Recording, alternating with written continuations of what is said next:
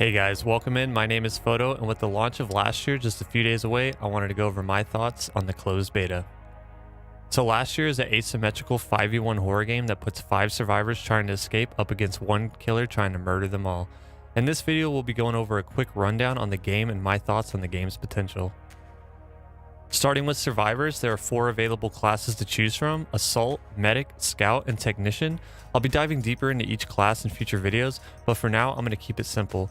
As the game starts, you're given simple instructions for your objective: obtain and deliver 2 gas cans to the scissor lift in the gymnasium, and drive it across the gym to access the rafters and make your escape. As survivor, you can craft 4 different items depending on your class. To craft these items, you must collect scrap that you find in searching boxes, lockers, and other containers located around the map. As a survivor, your strengths are in numbers, and you never want to find yourself with the killer and no teammates around to assist you. This scene is a good example, for the killer in play here is Strangler, and getting grabbed by his hook is certain death without the assistance of your teammates. Speaking of killers, as of now there are 3 killers you can choose to play from, with each having their own abilities and playstyle. There's the Strangler, which is the killer on screen now, who uses a chain to pull his victims in and execute them if not helped. The Slasher, who simply uses his axe to unleash heavy DPS. And last but not least, the Giant, who basically just Hulk smashes and manhandles your entire team.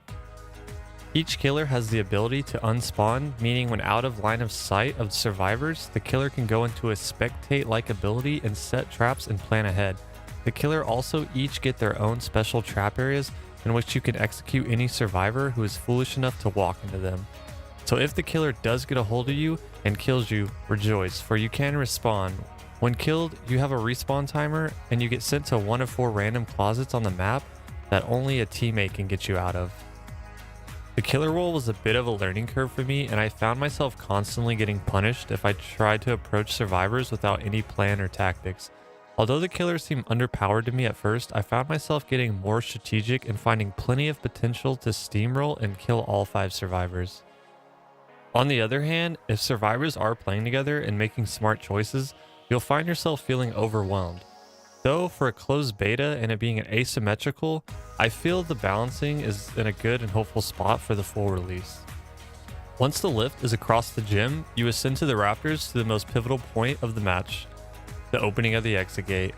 Once you open the gate, you have exactly 1 minute to make it across the rafters and through the gate. In this moment, getting thrown or pushed off the side is usually certain death. This is the killer and the survivor's most deciding moment in the match. Squeeze through the killer on a narrow catwalk to secure survival. Each side must use the resources provided to set up plays and counters to each other's tricks in order to secure victory. This game gives each side a wide variety of tools, and I personally can't wait to dive back into this game on the 18th and see all that it has to offer. From just closed beta access, I feel like this game has immense potential.